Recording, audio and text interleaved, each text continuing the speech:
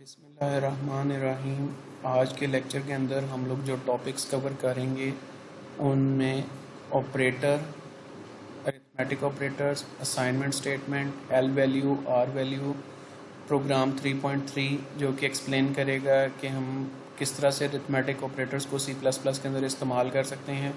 फिर हम लोग कंपाउंड असाइनमेंट स्टेटमेंट को देखेंगे कि कंपाउंड असाइनमेंट स्टेटमेंट जो है वो क्या है, कंपाउंड असाइनमेंट ऑपरेटर्स हमारे पास जो हैं वो किस तरह से इम्प्लीमेंट होते हैं, और इसी तरह हम लोग कंपाउंड असाइनमेंट ऑपरेटर को एक्सप्लेन करने के लिए इस्तेमाल करेंगे जी प्रोग्राम 3.4। तो सबसे पहले जी ऑपरेटर से शुरू करते हैं कि ऑपरेटर क्या है। Operator are the symbols that are used to perform the certain operations on the data. Operator उस सिंबल को कहा जाता है जो डाटा के ऊपर किसी किस्म का कोई ख़ास ऑपरेशन परफॉर्म करता है। सी प्लस प्लस के अंदर आपको 3 किस्म के ऑपरेटर्स मिलते हैं, जिसमें आपको अरिथमेटिक ऑपरेटर्स मिलते हैं, लॉजिकल ऑपरेटर्स मिलते हैं और रिलेशनल ऑपरेटर्स मिलते हैं। अब इन ऑपरेटर्स को 2 कैटेगरीज के अंदर डिवाइड किया गया। पहली कैटेगरी जो है वो हमारे पास है यूनरी ऑपरेटर, दूसरी कैटेगरी जो है वो हमारे पास है बाइनरी ऑपरेटर। मैंने ये एक सिंपल सा एक्सप्रेशन लिखा है, mathematical expression a plus B. इससे मैं आपको एक्सप्लेन करता हूँ। पहले मैं आप लोगों को बाइनरी ऑपरेटर के बारे में बताऊँगा, उसके बाद मैं आप लोगों को यूनरी ऑपरेटर के बारे में बताऊँगा कि यूनरी ऑपरेटर कौन सा होता है। अब इस एक्सप्रेशन के अंदर आपको ये एक प्लस का सिंबल नज़र आ रहा है, ये एक ऑपरेटर है, और a और b जो इसके साइडों पर मौजूद हैं इन्हें हम ऑपरेंड्स कहते हैं। ऐसा ऑपरेटर जिसे कोई भी ऑपरेशन परफॉर्म करने के लिए 2 ऑपरेंड्स की ज़रूरत पड़े उसे हम हमेशा बाइनरी ऑपरेटर कहते हैं। जबकि कुछ हमारे पास ऑपरेटर्स ऐसे भी मौजूद हैं जिन्हें कोई भी ऑपरेशन परफॉर्म करने के लिए 2 ऑपरेंड्स की ज़रूरत नहीं पड़ती, बल्कि वो एक ऑपरेंड की मौजूदगी में ही ऑपरेशंस परफॉर्म करते हैं। ऐसे ऑपरेटर्स को हम लोग यूनरी ऑपरेटर कहते हैं, जो कि मैंने यहाँ पर लिखा है इंक्रीमेंट ऑपरेटर की सूरत में। ये इंक्रीमेंट ऑपरेटर क्या है और किस तरह से काम करता है, इसे मैं बड़ी डिटेल के साथ जो है वो नेक्स्ट लेक्चर के अंदर एक्सप्लेन करूँगा। अब आ जाते हैं जी नेक्स्ट, हमारे पास अरिथमेटिक ऑपरेटर्स कौन कौन से हैं सी प्लस प्लस के अंदर और ये किस तरह से काम करते हैं। सी प्लस प्लस के अंदर आपको एडिशन, सब्ट्रैक्शन, मल्टीप्लिकेशन, डिवीजन और मॉडुलस जैसे तमाम के तमाम मैथमेटिकल ऑपरेटर्स मिल जाएंगे। एडिशन, सब्ट्रैक्शन, मल्टीप्लिकेशन और डिवीजन जो है वो हर तरह से आपके लिए काम करेंगे, लेकिन जो मॉडुलस ऑपरेटर है उसकी कुछ कंडीशंस हैं। आमतौर पे मॉडुलस ऑपरेटर को रिमाइंडर ऑपरेटर भी कहा जाता है, ठीक है। और फॉर एग्जांपल मैं यहाँ पर एक स्टेटमेंट लिखता हूँ आप लोगों को समझाने के लिए, 3 मॉडुलस 5, और इसका आंसर जो है वो मेरे पास 3 होगा, यानी कि इसका रिमाइंडर जो है वो मेरे पास 3 होगा। सी प्लस प्लस इसे सिर्फ तब कैलकुलेट करेगा जब ये दोनों ऑपरेंड्स जो हैं ये इंटीजर होंगे। अगर इनमें से एक भी ऑपरेंड जो है वो फ्लोटिंग पॉइंट वैल्यू की सूरत में होगा, यानी कि इशारिया वाली वैल्यू की सूरत में होगा, तब सी प्लस प्लस इसे बिल्कुल भी कैलकुलेट नहीं करेगा। ये एक रिस्ट्रिक्शन है मॉडुलस के हवाले से सिर्फ सी प्लस प्लस के अंदर। नेक्स्ट है जी हमारे पास असाइनमेंट स्टेटमेंट क्या चीज़ है, और असाइनमेंट स्टेटमेंट को किस तरह से हम लोग देखते हैं। ये मेरे पास एक सिंबल है जिसे हम मैथमेटिक्स के अंदर इज इक्वल टू का सिंबल कहते हैं, ठीक है। जबकि सी प्लस प्लस के अंदर हम इससे इज इक्वल टू का सिंबल नहीं, बल्कि हम इससे असाइनमेंट ऑपरेटर कहते हैं या फिर असाइनमेंट स्टेटमेंट के तौर पर इस्तेमाल करते हैं। मैं यहाँ पर एक सिंपल सी स्टेटमेंट लिखता हूँ, a इज इक्वल टू 5। अब अगर इसे मैथमेटिक्स की रूह से देखा जाए तो मैथमेटिक्स की रूह से इस स्टेटमेंट का मतलब ये है कि a और 5 दोनों आपस में बराबर हैं, दोनों की वैल्यू आपस में बराबर है, ठीक है। लेकिन अगर इसी स्टेटमेंट को मैं सी प्लस प्लस के पॉइंट ऑफ व्यू से रीड करूं तो मैं ऐसा हरगिज़ नहीं कह सकता कि a और 5 आपस में बराबर हैं, बल्कि मैं कहूँगा कि a को वैल्यू असाइन की जा रही है जो कि बराबर है 5 के। ए को वैल्यू असाइन की जा रही है जो कि बराबर है 5 के। अगर मैं ये स्टेटमेंट लिखना चाहता हूँ कि ए और 5 आपस में बराबर हैं तो मुझे यहाँ पर double is equal to operator इस्तेमाल करना पड़ेगा, तब मैं इस स्टेटमेंट को रीड करूँगा ए इज इक्वल टू 5। इसे कहते हैं जी हम असाइनमेंट स्टेटमेंट। नेक्स्ट है जी हमारे पास एल वैल्यू और आर वैल्यू। अब उस टॉपिक को भी मैं इसी एक एग्जाम्पल से एक्सप्लेन कर देता हूँ। ये मेरे पास दो स्टेटमेंट्स हैं। पहली स्टेटमेंट है a इज इक्वल टू 5 और दूसरी में मैं लिख रहा हूँ 5 इज इक्वल टू a। अगर मैथमेटिक्स के पॉइंट ऑफ व्यू से देखा जाए तो दोनों स्टेटमेंट्स जो हैं वो मुकम्मल तौर पे ठीक हैं, किसी किस्म की कोई इनमें गलती नहीं है। लेकिन अगर इसे C++ के पॉइंट ऑफ व्यू से देखा जाए तो सेकंड स्टेटमेंट जो है वो मुकम्मल तौर पे गलत है, क्योंकि कंपाइलर या फिर C++ आपको हरगिज़ अलाउ नहीं करती कि आप किसी भी असाइनमेंट ऑपरेटर के लेफ़्ट साइड के ऊपर ऑपरेंड के अलावा कोई चीज़ लिखें। लेफ़्ट साइड पे यानी इस साइड पे हमेशा कोई ना कोई ऑपरेंड ही मौजूद होगा। इस साइड पे कभी भी कोई वैल्यू मौजूद नहीं हो सकती। ये स्टेटमेंट आपकी गलत हो जाएगी। लेफ़्ट साइड पे असाइनमेंट ऑपरेटर के हमेशा कोई ना कोई ऑपरेंड मौजूद होगा, जबकि राइट साइड के ऊपर जो है वो कोई वैल्यू भी मौजूद हो सकती है और कोई ऑपरेंड भी मौजूद हो सकता है। इसे हम एल वैल्यू और आर वैल्यू कहते हैं। एल वैल्यू का मतलब लेफ़्ट साइड पे हमेशा ऑपरेंड मौजूद होगा, जबकि राइट साइड पे वैल्यू या फिर ऑपरेंड दोनों हो सकते हैं। इसकी थ्योरी आपने बुक से जो है वो रीड आउट करनी है। अब हम एग्जाम्पल जो है या फिर प्रोग्राम जो है वो 3.3 जो है वो देखते हैं।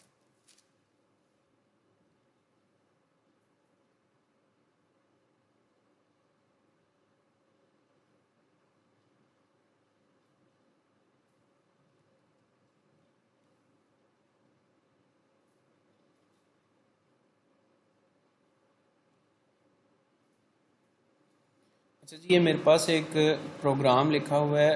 आपकी बुक के मुताबिक write a program that perform all the mathematical operations on 2 variables. आपने एक प्रोग्राम लिखना है जो कि सारे के सारे मैथमेटिकल ऑपरेशन जो कि C++ परफॉर्म कर सकती है उन 2 वेरिएबल्स के ऊपर हमने परफॉर्म करने हैं। तो सबसे पहले हम एक सिंपल सा प्री प्रोसेसर डायरेक्टिव लिखते हैं और उसके बाद एक स्टैंडर्ड इंस्ट्रक्शन लिख देते हैं। उसके बाद हम लोग मेन फंक्शन के अंदर इंटीजर टाइप के 2 वेरिएबल बना लेते हैं।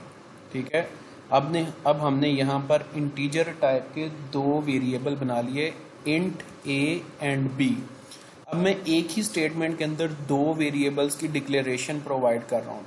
मैं इन्हें सेपरेट स्टेटमेंट्स के अंदर भी लिख सकता था, मैं इन्हें इस फॉर्म में भी लिख सकता था, या फिर जो मैंने पहले फॉर्म आपको दिखाई हुई थी, जो पहले लिखी हुई थी फॉर्म, उस फॉर्म में भी हम इन्हें लिख सकते थे। ठीक है, अब उसके बाद नेक्स्ट स्टेटमेंट के अंदर a को वैल्यू इनिशियलाइज करवाई गई है 10, यानी a नाम के वेरिएबल के अंदर वैल्यू स्टोर करवा दी 10। इसी तरह b नाम के वेरिएबल के अंदर वैल्यू स्टोर करवा दी हमने 5। अब हमने क्या करना था कि इन 2 वेरिएबल्स के ऊपर सारे के सारे मैथमेटिकल ऑपरेशंस या फिर अरिथमेटिकल ऑपरेशंस जो हैं वो परफॉर्म करने थे। तो हम क्या करते हैं, यहाँ पर एक सी आउट स्टेटमेंट लिखते हैं और सी आउट स्टेटमेंट के बाद यहाँ पर मैंने एक स्ट्रिंग लिखी डबल कोटेशंस के अंदर, ताकि मैं जो भी ऑपरेशन परफॉर्म करूँ यानी एडिशन का ऑपरेशन परफॉर्म कर रहा हूँ तो मेरे यूज़र को पता चल जाए कि मेरे पास जो आंसर आ रहा है वो एक्चुअल में किस चीज़ को रिप्रेजेंट कर रहा है। तो यहाँ पर मैंने लिख दिया a प्लस बी। इसी तरह नेक्स्ट सी आउट स्टेटमेंट के अंदर मैंने लिखा a माइनस बी और ये मेरे पास a माइनस बी परफॉर्म हो रहा है। इसी तरह मैंने थर्ड सी आउट स्टेटमेंट के अंदर a multiply by b, fourth statement के अंदर a डिवाइडेड बाय b। आप मल्टीप्लाई के लिए हमेशा स्टेरिक का सिंबल जो है वो इस्तेमाल करेंगे, डिवीजन के लिए जो है स्लैश का सिंबल इस्तेमाल करेंगे, फॉरवर्ड स्लैश। उसके बाद लास्ट पे है जी हमारे पास रिमाइंडर कैलकुलेट कर रहे हैं या मॉडुलस कैलकुलेट कर रहे हैं, a मॉडुलस b। अब ये मेरे पास सारे के सारे स्टेटमेंट्स मौजूद हैं। अब मैं इसे रन करके चेक करता हूँ। ये मेरे पास जी जो स्टेटमेंट्स एग्जीक्यूट हो रही थी उनके रिस्पॉन्सेज हैं। फर्स्ट सी आउट स्टेटमेंट एग्जीक्यूट हुई, उसका आंसर आया जी ये मेरे पास स्ट्रिंग जो मैंने लिखी हुई थी एज इट इज़ कंप्यूटर की स्क्रीन के ऊपर डिस्प्ले हो रही है। ये मैंने देखें डबल कोटेशंस के अंदर लिखा था a+b इज़ इक्वल टू, ये जहाँ जहाँ पे मैंने स्पेस दी थी वो भी स्पेस डबल कोटेशंस के अंदर जो मैंने स्पेस दी हुई है वो भी यहाँ पर एज इट इज़ कंप्यूटर की स्क्रीन पर डिस्प्ले हो रही है। ए की वैल्यू थी मेरे पास 10, बी की वैल्यू 5, दोनों जमा हुई और उनके आगे डिस्प्ले हो गई। इसी तरह a माइनस बी आंसर आया मेरे पास 5, a मल्टीप्लाई बाई बी मेरे पास आंसर आ गया 50। इसी तरह a डिवाइडेड बाई b मेरे पास आंसर आ गया 2। अब a मॉडुलस b मेरे पास आंसर आ गया जी इसका 0, यानी रिमाइंडर कैलकुलेट हुआ है। अब नेक्स्ट हमारे पास जो टॉपिक था वो है जी हमारे पास compound assignment statement. Compound assignment statement से क्या मुराद है, यहाँ पर मैंने दो वेरिएबल्स को इनिशियलाइज करवाया, ठीक है। ए वेरिएबल को वैल्यू असाइन की है 10 और बी वेरिएबल को वैल्यू असाइन किया 5। अगर मैं दोनों वेरिएबल्स को सेम वैल्यू असाइन करवाना चाहता हूँ तो बजाय इसके कि मैं इन दोनों को सेपरेट लाइन के अंदर लिखूं, मैं इन दोनों को सेम लाइन के अंदर भी लिख सकता हूं। जब मैं इन दोनों को सेम लाइन के अंदर लिखूंगा तो उस सूरत में मेरे पास स्टेटमेंट जो है वो कुछ इस तरह से होगी। अब मैं इस स्टेटमेंट को कंपाउंड असाइनमेंट स्टेटमेंट कहूँगा, यानी एक ऐसी स्टेटमेंट जिसमें मैं एक से ज़्यादा वेरिएबल्स को इनिशियलाइज करवा रहा हूँ। अब इसे रन करके देख लेते हैं। जैसे ही मैं इसे रन करूँगा इसके मुताबिक जो है वो आंसर्स जो हैं वो सारे के सारे चेंज हो जाएंगे। अब मैं सिंगल स्टेटमेंट के अंदर मल्टीपल वेरिएबल्स को एक ही वैल्यू जो है वो असाइन कर रहा हूँ, इसे हम कंपाउंड असाइनमेंट स्टेटमेंट कहते हैं।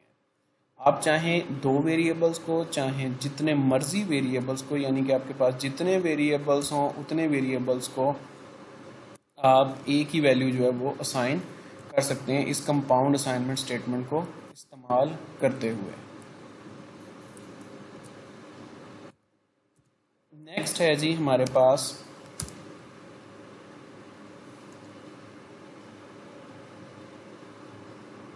Compound assignment operator. Compound assignment operator को समझने के लिए आप लोगों को एक एग्जाम्पल जो है वो समझनी पड़ेगी, बल्कि प्रोग्राम 3.4 हम लोग करेंगे तो आप लोग ज़्यादा बेहतर अंदाज में जो है वो इसे समझ सकते हैं जी।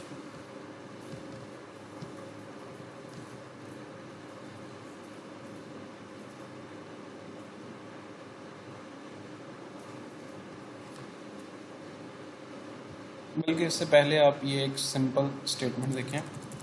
मेरे पास एक वेरिएबल है n और इस वेरिएबल के अंदर मैं 10 ऐड करना चाहता हूँ, तो मैं इसकी सिंपल सी स्टेटमेंट लिखूँगा n is equal to n plus 10। ये तरीक़ाकार होगा मेरे पास स्टेटमेंट लिखने का C++ के अंदर, यानी n नाम के वेरिएबल के अंदर 10 जमा किया जाए और इसे वापस जो है n को असाइन कर दिया जाए। ये मेरे पास एक सिंपल सा तरीकाकार होगा n नाम के वेरिएबल के अंदर 10 ऐड करने के लिए। अब कंपाउंड असाइनमेंट स्टेटमेंट की सूरत में ये थोड़ा सा चेंज हो जाएगा। कंपाउंड असाइनमेंट स्टेटमेंट की सूरत में मैं इसे लिखूँगा n प्लस 10। अब ये दोनों स्टेटमेंट्स जो हैं वो आपस में एक दूसरे के बराबर हैं। यहाँ पर भी मैं n के अंदर 10 ऐड कर रहा हूँ और यहाँ पर भी मैं n के अंदर 10 ऐड कर रहा हूँ। इस स्टेटमेंट को इस फॉर्म में अगर लिख दिया जाए तो हम इसे कंपाउंड असाइनमेंट ऑपरेटर कहते हैं, ठीक है। अगर इस स्टेटमेंट को हम इस फॉर्म के अंदर लिख देते हैं तो इसे हम कंपाउंड असाइनमेंट ऑपरेटर कहते हैं। इसी को समझने के लिए हम लोग प्रोग्राम एग्जाम्पल करते हैं 3.4। Write a program that perform all the compound assignment operations on an integer. हमने एक प्रोग्राम लिखना है जो कि एक इंटीजर के ऊपर सारे के सारे कंपाउंड असाइनमेंट ऑपरेशंस जो हैं वो परफॉर्म करें। सबसे पहले जी हमारे पास यहाँ पर एक सिंपल सा प्री प्रोसेसर डायरेक्टिव मौजूद है, उसके नीचे हमारे पास एक स्टैंडर्ड इंस्ट्रक्शन मौजूद है, ठीक। और नेक्स्ट है जी हमारे पास मेन फंक्शन के अंदर हम एक वेरिएबल बनाते हैं और इंट ए के नाम से हमने एक वेरिएबल की डिक्लेरेशन प्रोवाइड की। नेक्स्ट स्टेटमेंट के अंदर हमने उसे 10 से इनिशियलाइज करवा दिया, यानी ए नाम का वेरिएबल बनाया मेमोरी के अंदर और उसके अंदर वैल्यू रख दीजिए 10। अब हम इस वेरिएबल के अंदर जो है 5 जो है वो ऐड करना चाहते हैं। जब हम 5 ऐड करना चाहते हैं तो मेरे पास जो सिंपल सा मेथड होगा वो ये होगा कि मैं ये स्टेटमेंट लिख दूं, तो मेरे पास ए नाम के वेरिएबल के अंदर 5 ऐड हो जाएगा। लेकिन हमारे पास रिस्ट्रिक्शन क्या है कि हमने इसे कंपाउंड असाइनमेंट ऑपरेशन के ज़रिए करना है, कंपाउंड असाइनमेंट ऑपरेटर के ज़रिए करना है। यहाँ पे ऑपरेशंस लिखा हुआ है, ऑपरेटर के ज़रिए करना है। तो हम इसे इस फॉर्म में नहीं लिखेंगे बल्कि हम लिखेंगे a प्लस असाइनमेंट ऑपरेटर 5। अब ये वाली स्टेटमेंट और ये वाली स्टेटमेंट दोनों स्टेटमेंट्स जो हैं आपस में मुकम्मल तौर पे बराबर हैं, दोनों सेम रिजल्ट जो हैं वो जनरेट करेंगी, ठीक है। उसके बाद नेक्स्ट है जी हमने इसके ऊपर एडिशन कर ली। एडिशन करने के बाद हमने एक सी आउट स्टेटमेंट लिखी जिसमें हम पहली सी आउट स्टेटमेंट में हम पहले वाली वैल्यू जो है वो कंप्यूटर की स्क्रीन के ऊपर डिस्प्ले करवा रहे हैं, जब यानी कि हमने किसी किस्म का कोई भी ऑपरेशन परफॉर्म नहीं किया था। ऑपरेशन हमने एक परफॉर्म कर लिया, उसके बाद हम परफॉर्म करने के बाद वैल्यू जो है वो कंप्यूटर की स्क्रीन के ऊपर डिस्प्ले करवा रहे हैं। यहाँ पर स्ट्रिंग के अंदर मैंने लिख दिया value of A after a plus 5, यानी कि ए के अंदर 5 ऐड करने के बाद जो उसकी वैल्यू है वो यहाँ पर मैं कंप्यूटर की स्क्रीन के ऊपर डिस्प्ले करवा रहा हूँ। स्ट्रिंग के अंदर जो भी लिखूंगा वो एज इट इज़ कंप्यूटर की स्क्रीन के ऊपर डिस्प्ले हो जाएगा। उसके बाद मैं यहाँ पर उस वेरिएबल का नाम लिख दूंगा जिसे मैं कंप्यूटर की स्क्रीन के ऊपर डिस्प्ले करवाना चाहता हूँ। मैंने यानी कि ए की वैल्यू को कंप्यूटर की स्क्रीन पर डिस्प्ले करवाना चाहता हूँ, तो ए जो है वो यहाँ पर लिख दिया जाएगा। नेक्स्ट लिखता हूँ जी मैंने अब ए की वैल्यू में से 5 जो है माइनस करवाना है, तो मैं इसे कंपाउंड असाइनमेंट की ऑपरेटर की मदद से इस तरह से लिखूंगा ए माइनस असाइनमेंट ऑपरेटर 5।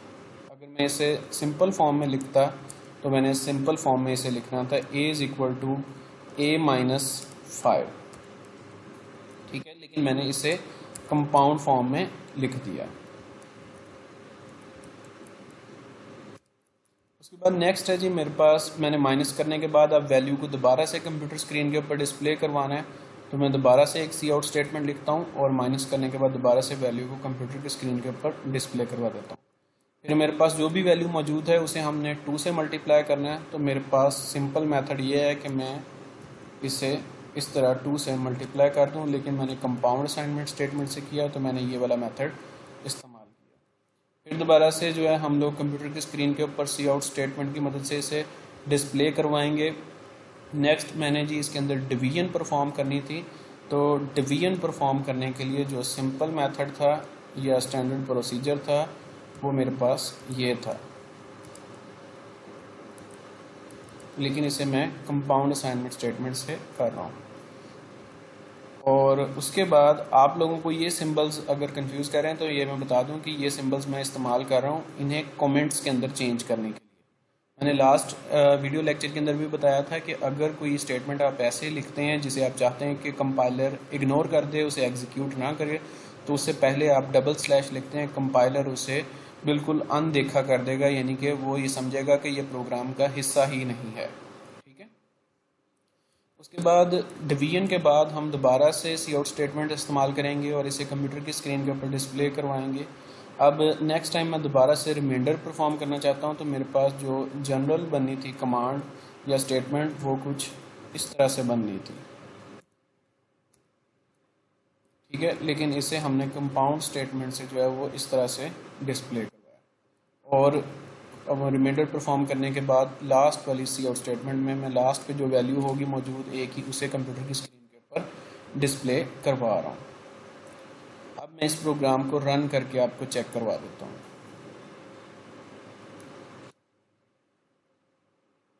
ये जी मेरे पास ए की वैल्यू मैंने स्टोर करवाई थी 10, वैल्यू ऑफ ए 10। जब मैंने उसके अंदर एडिशन की एडिशन करने के बाद मेरे पास ये सेकंड सी आउट स्टेटमेंट जो है ये एग्जीक्यूट हुई और इसके रिस्पांस में मेरे पास ये वाली आउटपुट आ रही है 15। फिर मैंने नेक्स्ट स्टेटमेंट के अंदर इसमें से माइनस किया तो मेरे पास वैल्यू 5 जो है माइनस हो गया, आंसर आ रहा है 10। फिर जो भी आंसर था मैंने इसे 2 से मल्टीप्लाई किया, मेरे पास आंसर हो गया 20। मैंने नेक्स्ट स्टेटमेंट के अंदर इसे 2 से डिवाइड किया, मेरे पास आंसर हो गया 10 और उसके बाद मैंने इसका रिमाइंडर कैलकुलेट किया तो मेरे पास आंसर आ गया 0। उम्मीद है कि आप लोगों को समझ आ गई होगी और अगर किसी भी किस्म की कोई कन्फ्यूजन हो तो आप लोग जो है वो मेरे से पूछ सकते हैं। अब आपने इसी प्रोग्राम को अपनी बुक से देख के एज इट इज़ जो है वो अपने कंप्यूटर्स के ऊपर टाइप कर रहे हैं। काफ़ी ज़्यादा स्टूडेंट्स का इशू आ रहा है कि जी हम लोग कोड ब्लॉक को इंस्टॉल नहीं कर पा रहे, तो ऐसा कोई मसला नहीं है। आप प्ले स्टोर से जो है या तो वो CPP Droid नाम की एप्लीकेशन जो है वो इंस्टॉल कर लें अपने मोबाइल फ़ोन के ऊपर, या फिर आप लोग ऑनलाइन कंपाइलर जो है